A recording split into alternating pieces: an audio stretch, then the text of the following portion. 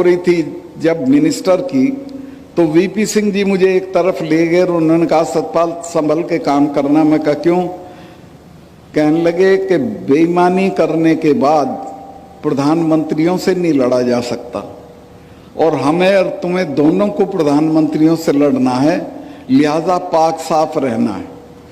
मैं जो कश्मीर से लौटने के बाद किसानों के लिए बोल दिया बेधड़क, अगर मैं कश्मीर में कुछ कर लेता तो मेरे घर तो ईडी पहुंच जाती है, आज से पहले इनकम टैक्स वाले पहुंच जाते। आज मैं सीना ठोक के कह सकता हूं कि प्रधानमंत्री के पास सारी संस्थाएं हैं, सब कुछ है और मेरी सारी जांच करा लें, मैं इसी तरह बेधड़क रहूंगा चूंकि मेरे पास कुछ नहीं। मैंने कश्मीर में जाने के फौरन बाद 2 फाइलें मेरे सामने आई, एक में तो अंबानी इन्वॉल्व थे और एक में संघ के एक बड़े अफसर हैं वो थे, एक पुराने महबूबा की मिनिस्ट्री के मिनिस्टर थे और जो अपने को प्रधानमंत्री जी के बहुत नज़दीक बताते थे। मुझे सेक्रेटरीज ने दोनों डिपार्टमेंट के बताया साहब इसमें घपला है। मैंने दोनों डील कैंसिल कर दिए। सेक्रेटरीज ने मुझे ये भी बताया कि साहब इसमें 150 करोड़ रुपए आपको मिल सकता है। मैंने कहा मैं तो 5 कुर्ते पजामे लेके आया हूं, ऐसे ही चला जाऊंगा। लेकिन एहतियातन मैंने प्रधानमंत्री जी से वक्त लिया और उनसे मिलने गया और उनको मैंने कहा कि साहब ये फाइल है, ये इसमें घपला है, ये लोग इसमें इन्वॉल्व हैं, ये आपका नाम लेते हैं, आप मुझे बताएं क्या करना है। अगर इसे कैंसिल नहीं करना है तो मैं छोड़ देता हूं, किसी दूसरे को लगा दीजिए मेरी जगह, लेकिन मैं रहूंगा तो इसको होने नहीं दूंगा। मैं इस बात की तारीफ करूंगा प्रधानमंत्री कि उन्होंने कहा कि नहीं सतपाल, करप्शन पे कोई कॉम्प्रोमाइज नहीं की जरूरत है। मैंने वो किया और कश्मीर में जो इतनी करप्ट स्टेट है कि आप अंदाज ही नहीं लगा सकते हो। सारे देश में कमीशन 5-4% मांगा जाता है, कश्मीर में 15% मांगा जाता है। उस स्टेट में दहशत हो गई और मेरे रहते कोई करप्शन का बड़ा काम नहीं हुआ। आते आते मैंने वहाँ एक, आप देखते होंगे आजकल प्रेस में और टीवी में, उसको रोशनी एक्ट कहते थे। फारूक अब्दुल्ला वो एक्ट लाए थे कि ये सरकारी ज़मीनें हैं, इनको हम ठीक ठाक दाम पे दे देंगे और इससे जो रुपया मिलेगा उससे बिजली की हालत सुधारेंगे। बिजली की हालत तो सुधरी नहीं। कई एकड़ का प्लॉट फारूक अब्दुल्ला को मिल गया, उनके बेटे को मिल गया, महबूबा को मिल गया। मुझे लोगों ने जब शिकायत की, मैंने पता कराया तो उन्होंने कहा जी बिल्कुल ऐसे ही है। मैंने वो सारा कैंसिल कर दिया और उसकी जांच बिठा दी। अब वो वहाँ जांच भी सरकारी संस्थाएं करती हैं, वो भी डरते हैं कि कल कोई आ जाएंगे। तो वहाँ बहुत अच्छी एक लेडी जज चली गई थी, तो मैं उन लोगों को कहा कि तुम जज साहब के पास चले जाओ। तो वो हाई कोर्ट में चले गए और मिसेज मित्तल करके, मिसेज नीति शादी नहीं हुई थी, इनकी मित्तल थी, उन्होंने ये पूरा मामला सीबीआई को पकड़ा दिया। अब सब नेताओं के बंगले कैंसिल हो गए हैं, सबकी ज़मीनें कैंसिल हो गई हैं और मैंने चीफ उसको अपने कमिश्नर को कहा जम्मू के कि जम्मू के आसपास जितनी सरकारी ज़मीनें हैं उसका सर्वे करो। उसने मुझे बताया साहब ये तो बहुत ज़मीन पड़ी है खाली, लेकिन ये तो आपके हटते ही कब्जा कर लेंगे लोग इस पे। मैं क्यों? कहने ले महबूबा के आदमी को तो देर ही नहीं लगती कब्जा करने में, वो तो एक खूंटा गाड़ के भैंस बांध देता है और कहता मेरी ज़मीन है। ऐसे ही ये कर लेगा फारूक अब्दुल्ला। तो मैंने कहा क्या करूं? कहने ले साहब इसको कर दो। मैं कहा मैं इसको बांटने का नहीं हूं, ना मैं इसको बेचने का हूं। आप एक काम करो, मेरे यहाँ 3 कोर है आर्मी की, 3 लेफ्टिनेंट जनरल पढ़ते थे कश्मीर के, इन तीनों को बुला के उन सबों को ये ज़मीन दे दो।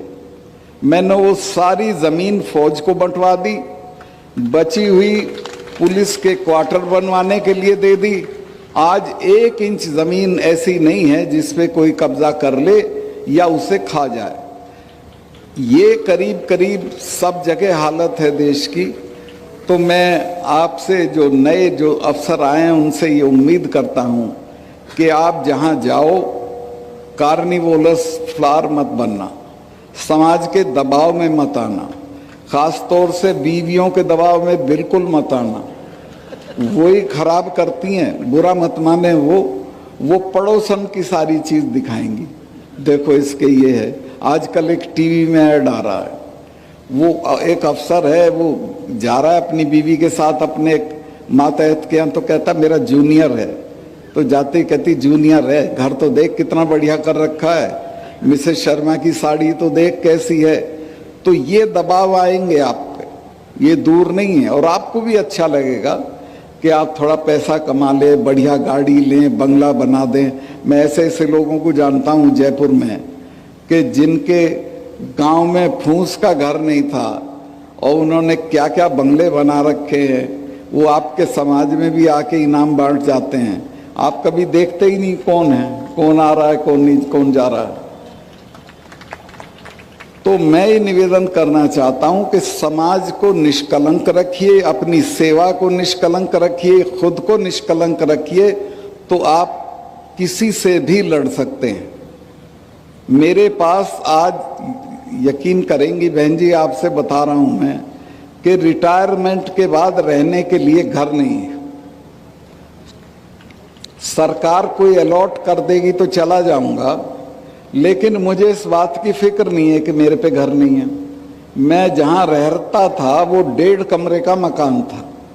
जो भी चौधरी साहिबान मिलने आते थे, खासतौर से राजस्थान वालों पे तो बहुत पैसा है, वो देख के अरे 1.5 कमरे के मकान में रह रहा है, ये मिनिस्टर रह लिया, MP रह लिया, MLA रह लिया, क्या चीज़ है। और वो मुझे तिरस्कार की निगाह से देख के चले आते थे। लेकिन मुझे पता था यही गरीबी जो है ये मेरी ताकत है। और मैं आज भी महसूस करता हूँ कि मैं देश के किसी भी ताकतवर आदमी से लड़ सकता हूँ। किसानों के सवाल पे अगर लड़ाई आगे बढ़ी तो मैं इस पद को छोड़ के उनके साथ खड़ा हो जाऊंगा और किसी की कोई परवाह नहीं करूँगा। लेकिन ये तभी संभव है जब मेरी अलमारी में कोई गलत चीज़ न रखी। ये मैं श्योर हूँ, ये मैं आश्वस्त हूँ, ये मैं जानता हूँ कि मैंने कोई भी गलत काम, यहाँ भी मेरे 2 एक रिश्तेदार बैठे हैं इस सभा में, वो गए कश्मीर भी गए थे, वो लोग बड़े बड़े प्रपोजल्स लेके जाते थे। मैंने किसी की फली नहीं फोड़ी, कुछ नहीं किया और मैंने कहा कि जेल मुझे काटनी है कि आपको काटनी, ये अपना घर ले जाओ, सारी दुनिया पड़ी वहाँ कर लो, मैं कुछ नहीं करूँगा। तो मैं जो नए लोग चुने गए हैं उनसे ये चाहूँगा कि वो अपने मानदंड कायम करें, ईमानदारी के, निष्ठा के, अपने समाज के लिए कमिटमेंट के, और अपने समाज को आगे बढ़ाएं। ये जो संस्थाएं हैं जैसी चला रहे हैं, इनमें जो योगदान हो सके वो दें, क्योंकि यहीं से हमारे बच्चे निकलेंगे और वो आगे बढ़ेंगे। कि जो यहाँ ये जाट गौरव संस्थान वाले काम कर रहे हैं, इसी तरह के कामों से समाज बढ़ेगा, इसी तरह के कामों से समाज की तरक्की होगी। समाज की तरक्की बुढ़े के मरने पे 40 गांव का खाना देने से बुढ़ा सूरजमल नहीं हो जाएगा। बुढ़ा तो वही रहेगा जो मरा है। आप दहेज बंद करिए, बच्चियों की पढ़ाई पे रुपया लगाइए, बैठक बड़ी होनी, 4 आदमी नहीं घर में 20 कमरे की कोठी ठोकते हो, काहे के लिए भाई? बच्चे को पढ़ाओ, लंदन भेजो, अमेरिका भेजो, यहाँ के बढ़िया से बढ़िया संस्थान में भेजो। उस तरफ तवज्जो नहीं है। एक बहन जी हमारी मदद कर सकती हैं, सुमित्रा जी। यहाँ की औरतों में सोने का बहुत शौक है, सोना पहनने का इतना चलन है कि यहाँ से यहाँ तक सोने में भरी रहती हैं। मैंने इसकी तस्दीक करी है कि सोने का इतना क्रेज और शौक है कि चाहे घर बिक जाए सोना होना चाहिए। इन सब चीज़ों को छोड़ें, ये अवगुण हैं, इनसे बचें और अपने बच्चों को बढ़िया से बढ़िया तालीम दें, उसको वैल्यू सिस्टम दें, उसको ईमानदार और निडर होना सिखाएं, तो मैं समझूंगा कि आप अपने